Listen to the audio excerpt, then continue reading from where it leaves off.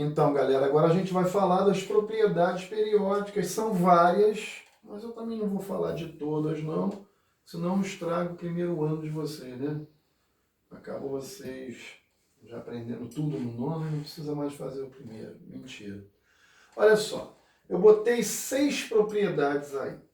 O que significa cada uma delas que eu coloquei? Você repara que eu tenho o desenho da tabela, desculpa, saiu aí a imagem, eu tenho o desenho da tabela, e ali eu tenho mais setas dentro dessa tabelinha. Isso aqui é como se fosse a tabela, e repara que eu vou ter para cada tabela que eu coloquei, né, setas dentro dessa tabela. O que quer dizer essas setas? Essa seta é a ordem crescente desse processo que eu estou colocando aí. Por exemplo, primeiro é raio atômico.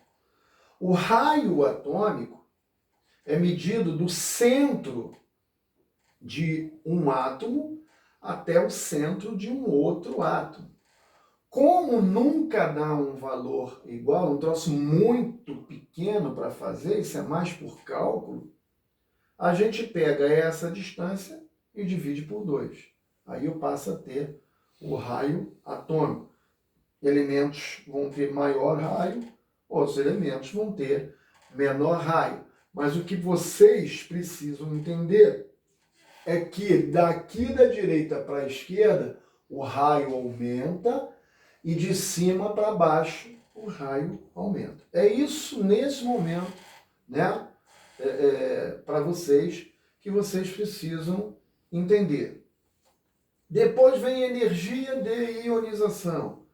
Ionizar é perder ou ganhar elétrons. Quando você perde elétrons, você fica positivo.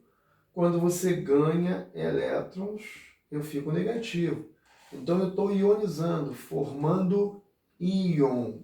Então existe uma tendência aqui, por exemplo, a tendência vem daqui maior, né, para cá, de sofrer uma ionização. Repara bem, ionizei, mas eu preciso de uma energia para tirar o elétron do átomo. Ele quer doar, mas eu preciso de uma energia para tirar elétrons desse átomo.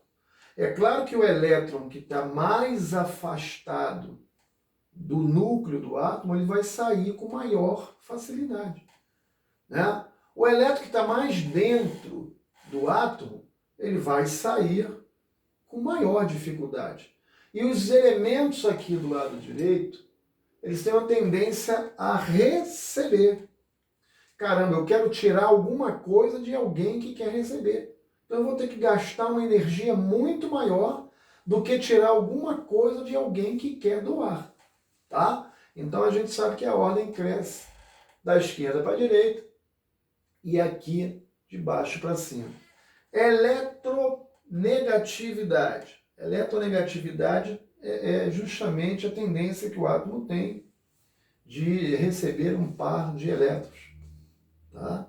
Receber um par de elétrons para ele ficar negativo. Daí o termo eletronegatividade. Então, como esses elementos têm uma maior tendência a receber, eles são mais eletronegativos. E o lado direito seriam mais eletropositivos. Reatividade. A reatividade aí, que a gente mostra aí na tabela periódica, é o poder que cada um tem de reagir com outros elementos, né? A gente tem diversas reações aí, em que no futuro a gente vai ver uma tabela de reatividade, mas a gente sabe que a reatividade é mais para baixo do lado esquerdo e mais para cima do lado direito. Não se incomodem muito com isso agora, que depois, através dos exercícios, a gente pode colocar isso mais em ordem.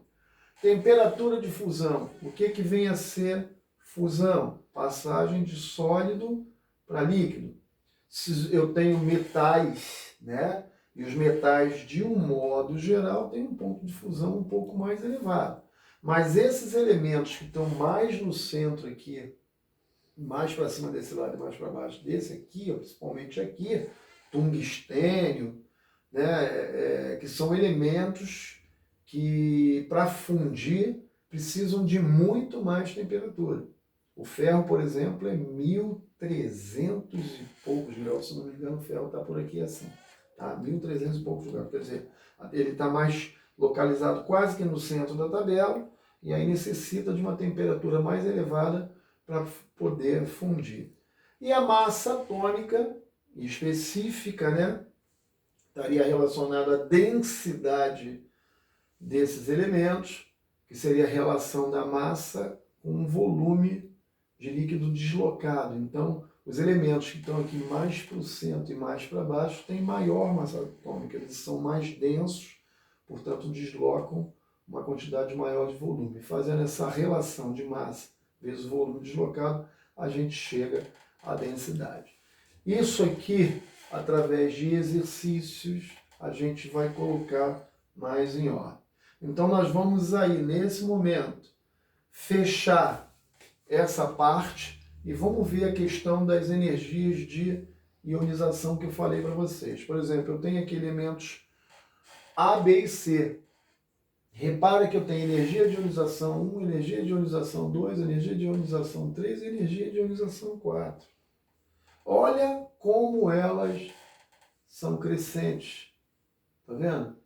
Aqui, ó, elas vêm crescendo. Porque aquilo que eu falei com vocês, à medida que eu vou tentar arrancar um elétron que está mais próximo do núcleo, o núcleo retém ele e para eu arrancar ele fica mais difícil. Então a energia de ionização ela vai aumentar, tá?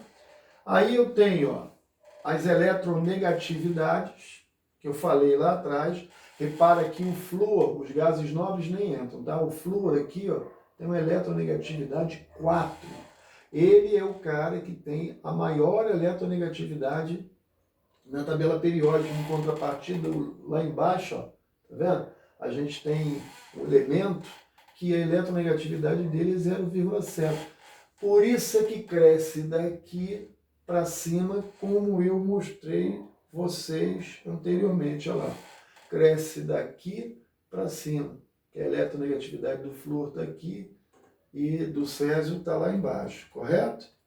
A gente tem aí, ó, a tal da fileira de reatividade, que eu não vou entrar em muitos detalhes, né? Porque, aliás, são muitos detalhes na realidade, mas olha só, esses caras, por exemplo, não reagem com HCl.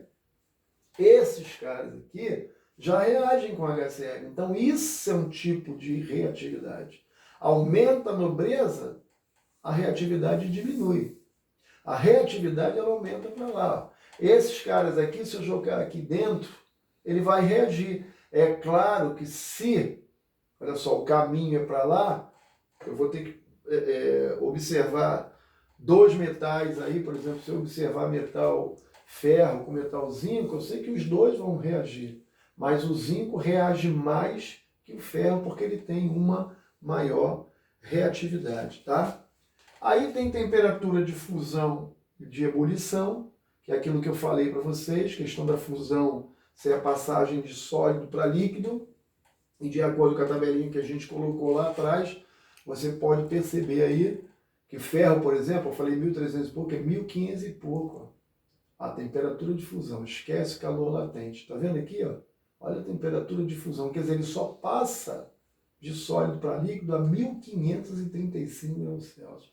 E assim a gente vai tendo os outros elementos, né? Que a temperatura ela vem caindo bastante, tá? Então aqui eu tenho, ó, substância massa específica que eu falei que é igual à densidade. Olha a densidade da água, a densidade da água, né? É igual a 1. Tá aqui, ó, que é uma relação da massa do corpo, o volume deslocado, é aquele negócio, tem uma banheira cheia de água. Até a boca ela está com água. Aí eu vou entrar nessa banheira, mesmo devagar, ela vai jogar a água para fora. Quer dizer, meu corpo, ele deslocou uma quantidade de água. Essa relação do meu corpo com a quantidade de água que foi jogada para fora é que a gente chama de massa específica ou simplesmente densidade, tá? Então nós fechamos aí, não esquecer de realizar as tarefas e olhar no corpo de tarefa o dia que vocês têm que me entregar isso e hora. Repetindo, não entregou, vai ficar com 0. Um beijo para todos vocês, tá? Tchau.